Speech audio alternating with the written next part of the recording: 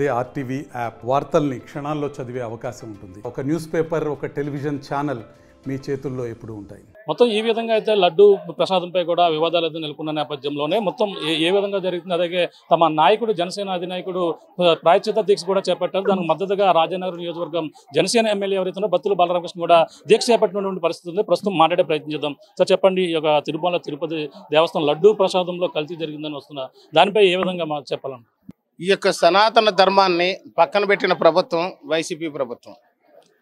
కలియుగ దైవం శ్రీ వెంకటేశ్వర స్వామి యొక్క దివ్య చరణ పాదాల నుండి ఏర్పడినటువంటి ప్రసాదాన్ని కూడా అపవిత్రం చేసినటువంటి ఒక నీచమైనటువంటి ప్రభుత్వం వైసీపీ ప్రభుత్వం అని మనకు అర్థమవుతుంది. ఈ యొక్క ప్రసాదాన్ని స్వామి వారికి నివేదన చేసి నివేదన అనంతరం భక్తులకి ప్రసాదం పంచుతారు. ఇప్పుడు కూడా ఆ ప్రసాదం పంచేటప్పుడు ఖచ్చితంగా గోవు నుంచి వెలువడినటువంటి ఒక పాల నుండి వచ్చినటువంటి నేతితో మాత్రమే ఆ ప్రసాదాన్ని తయారు చేయాలని యుగాలుగా కూడా ఒక నియమం అనేది ఒకటి ఉంది. ఎందుకంటే గోవు ఏర్పడడం రెండు విధాలుగా ఏర్పడిందని చెప్పి రెండు రకాల పురాణాలు చెప్తున్నాయి. ఒకటి, గోవు క్షీరసాగర మదనం నుంచి ఆవిర్భవించింది. రెండు, ఒక యజ్ఞం నుంచి ఒక హోమగుండం నుంచి ఆవిర్భవించింది గోవు అని చెప్తుంటారు. ఇది రెండు రకాలుగా కామధేనువు క్షీరసాగర మదనం నుంచి కానీ ఆవిర్భవించినట్లు చెప్తారు. ఆవు మాత్రం ఒక మహారుషులు ఈ యొక్క ఆకలి తీర్చడానికి నైవేద్యానికి ఉపయోగపడే విధంగా ఒక జంతువు కావాలని చెప్పి అప్పట్లో ఋషులు తపస్సు చేస్తే గోవు ఒక యజ్ఞం నుండి వెలువడింది. అందువల్ల గోవు పవిత్రం, గోమూత్రం పవిత్రం, గోక్షీరం పవిత్రం, గోమయం పవిత్రం.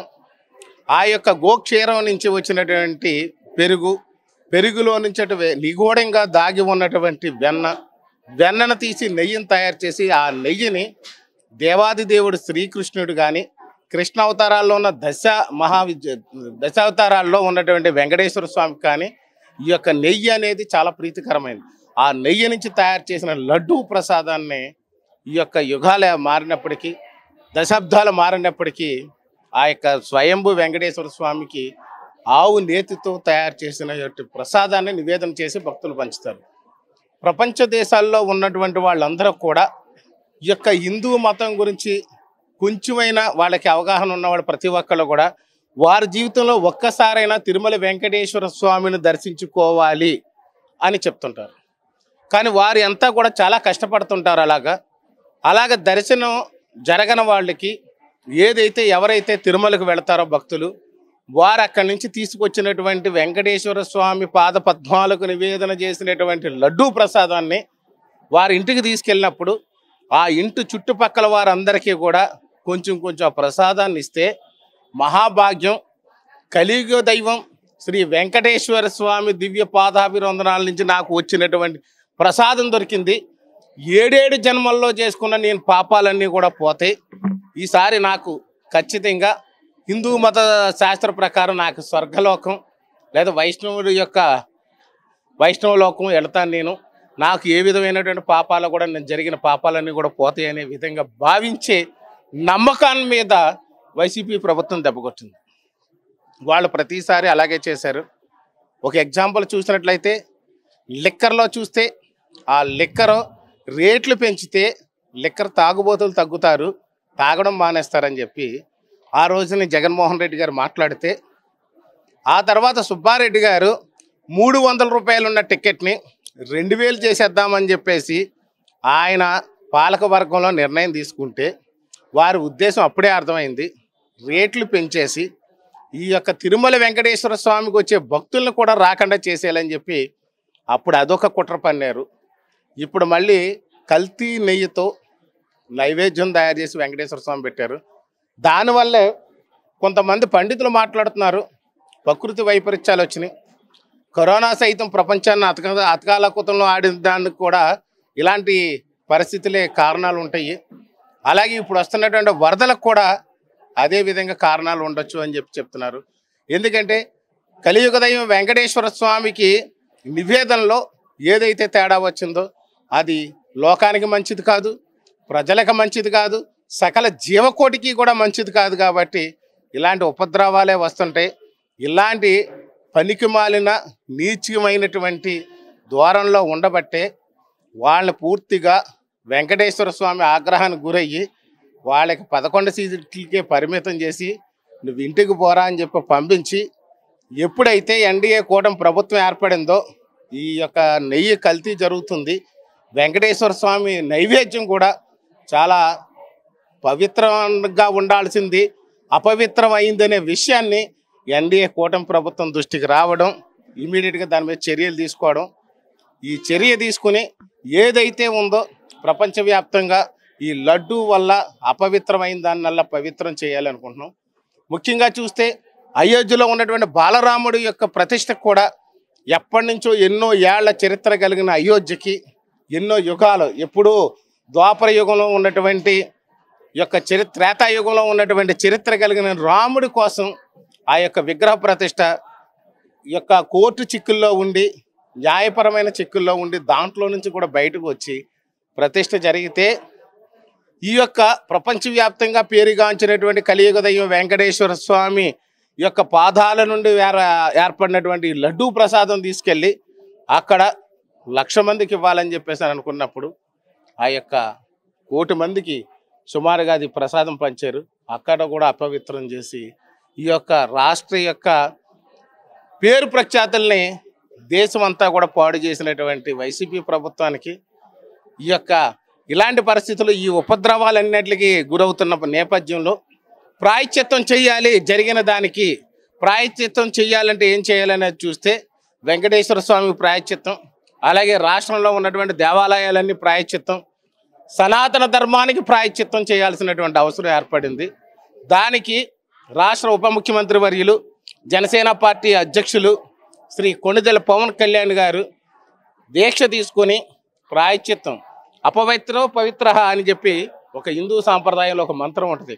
అపవిత్రమైన దాన్ని మంత్రం ద్వారా పవిత్రం చేయగలము అనేది ఏదైతే శాస్త్రం ఉందో, శాస్త్రాన్ని అనుసరించి కలియుగ దైవం వెంకటేశ్వర స్వామిని ప్రార్థిస్తూ మా యొక్క మనుషులు చేసినటువంటి అపరాధాన్ని మన్నించు, గత ప్రభుత్వంలో జరిగినటువంటి అపరాధాన్ని మన్నించు స్వామి, శాంతించు, ఇక్కడ జీవులు అల్లల్లాడిపోతున్నారు, ప్రజలు అల్లల్లాడిపోతున్నారు, శాంతించి మీరు మీ యొక్క అనుగ్రహానికి ప్రాప్తులు కావించండి. మేము శాంతి దీక్షలు చేస్తాము, యజ్ఞ యాగాలు చేస్తాము, మొత్తం అన్ని గడ అని చెప్పేసి పవన్ కళ్యాణ్ గారు దీక్ష తీసుకుంటే వారికి సంఘీభావంగా పవన్ కళ్యాణ్ గారు అడుగుజాడల్లో నడిచే వ్యక్తిగా నేను ఉడతాభక్తి సాయంతో రాజానగరం నియోజకవర్గంలో కూడా దీక్ష తీసుకుని యజ్ఞయాగాలు చేసుకుంటూ ఈ యొక్క అపవిత్రమైనటువంటి దాన్ని పవిత్రం అవ్వడానికి నా వంతుగా కృషి చేస్తూ ఈ యొక్క రాజానగరం నియోజకవర్గంలో స్వయంభూగా వెలసినటువంటి దేవతలు నిర్మాణం చేసిన ఆలయంగా పేరుగాంచినటువంటి శ్రీ లక్ష్మీ నరసింహస్వామి వారి యొక్క ఆలయం. ఇక్కడ కోరుకుంటే కోరికలు తీరుతాయి అనే నానుడి కలిగినటువంటి శ్రీ నరసింహస్వామి వారిని వేడుకుంటూ వారి యొక్క కొండపైన దేవతలు ఏదైతే నిర్మించారో ఆ యొక్క దేవాలయానికి ఉన్నటువంటి 610 మెట్లు కూడా పవిత్ర జలంతో శుద్ధి చేసి దానికి మహిళలచే పసుపు రాయించి బొట్లు పెట్టించి పైన ఉన్నటువంటి స్వామివారి దగ్గరికి వెళ్ళి దీపదూప నైవేద్యాలు చేసి కింద ఉన్నటువంటి స్వామివారికి కూడా దీపదూప నైవేద్యాలు అర్చనాలంకరణలు చేసి ఇక్కడ మహాసుదర్శన హోమం చేసి శాంతి హోమం చేసి ఇక్కడ ప్రక్షాళన చేయడానికి నా వంతుగా నేను ప్రయత్నం చేస్తున్నాను. దీనికి వేలాది మంది తెలుగుదేశం, జనసేన, బీజేపీ నాయకులే కాకుండా ఈ యొక్క ఆశేష భక్తజనం ఏదైతే హిందూ ధర్మాన్ని ఇక్కడ ఇబ్బంది పడుతుందో, హిందూ ధర్మం వల్ల ఇబ్బందులు ఏర్పడుతున్నాయో వీళ్ళన్నిటికీ ప్రక్షాళన జరగాలి అని కోరుకున్న మహిళామ తల్లులు కూడా రావడం అనేది ఇక్కడ చాలా సంతోషించదగ్గ విషయం. మా పవన్ కళ్యాణ్ గారు ఒక్కటే చెప్తారు, హిందూ మతంలో పుట్టినవాడు హిందూ మతాన్ని పూజిస్తాడు, క్రైస్తవ మతంలో పుట్టినవాడు లేదు క్రైస్తవ మతం మీద ప్రేమ ఉన్నవాడు జీసస్ని ప్రార్థన చేస్తారు, ఈ యొక్క ఇస్లాం మతంలో పుట్టిన వాళ్ళు కూడా ఈ యొక్క అల్లాని ప్రార్థన చేస్తారు.